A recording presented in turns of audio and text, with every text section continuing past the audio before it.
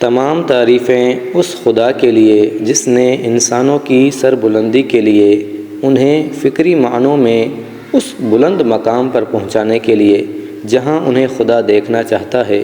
ان کے درمیان حضرت محمد مصطفیٰ صلی اللہ علیہ وآلہ وسلم کو خاتم النبیین اور رحمتاً للعالمین بنا کر مبعوث کیا، تاکہ لوگ جو گمراہی کی دلدل میں پھنسے ہوئے ہیں انہیں گمراہی سے نکال کر نور کی طرف لے آئے، ان کی تربیت کرے، ان کے درمیان خدا کی آیات کو پڑھے، ان کا تزکیہ کرے اور انہیں کتاب اور حکمت کا علم دے، اور اس سے پہلے وہ لوگ سخت گمراہی میں مبتلا تھے۔ اس سے پہلے عرب کے لوگ قبیلائی اور نسبی مزاج رکھتے تھے، قوم پرستی کا شکار تھے، آقا غلام کو حقارت کی نگاہ سے دیکھتا تھا، امیر کو غریب سے گھن آتی تھی، اہل عرب خود کو عجم سے بہتر سمجھتے تھے، بات بات پر ایک دوسرے سے جھگڑتے رہتے تھے، بت پرستی عام تھی، خانہ کعبہ بتوں کا گھر سمجھا جاتا تھا، جہاں مختلف قبیلوں کے 360 بت رکھے ہوئے تھے، ہر قبیلہ اپنے بت کی وہاں پوجا کرنے جاتا تھا، عورتوں کی کوئی عزت نہ کرتا تھا،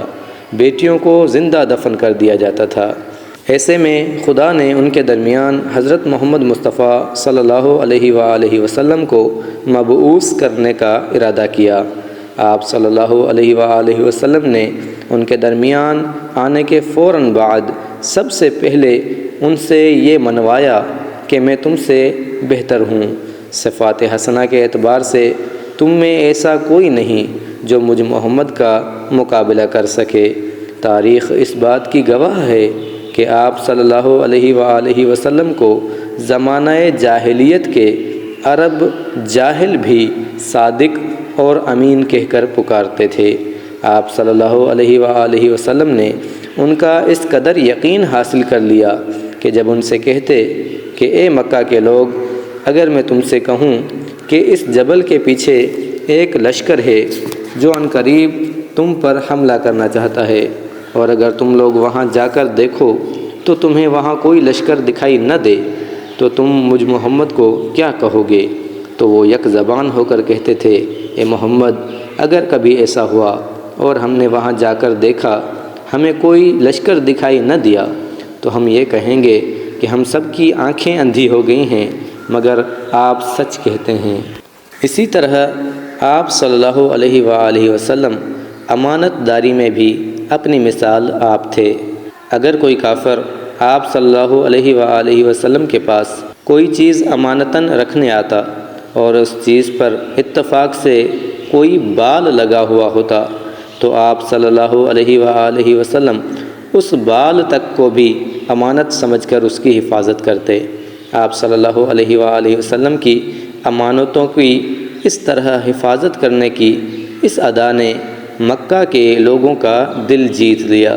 اور آپ صلی اللہ علیہ وآلہ وسلم کے پاس ہر وقت کسی نہ کسی کی امانت موجود ہوتی تھی، یہاں تک کہ اعلان رسالت کے بعد جب آپ صلی اللہ علیہ وآلہ وسلم نے مدینے کی طرف ہجرت کا ارادہ کیا تب بھی آپ کے پاس مکے کے بیشتر باشندوں کی کئی امانتیں موجود تھیں، جنہیں آپ صلی اللہ علیہ وآلہ وسلم اپنے وصی، اپنے جانشین امیر المومنین علی ابن ابی طالب علیہ السلام کے حوالے کر کے یہ کہہ کر رخصت ہوئے کہ صبح ہوتے ہی امانتیں اپنے مالکوں کے حوالے کر کے تم بھی مدینے آ جانا۔ آپ صلی اللہ علیہ وآلہ وسلم کا حسن خلق ہی وجہ بنا کہ 23 سال کے مختصر عرصے میں اسلام کے ماننے والے لوگوں کی تعداد لاکھوں تک جا پہنچی، اور تب سے لے کر اب تک اس تعداد میں مسلسل اضافہ ہوتا جا رہا ہے۔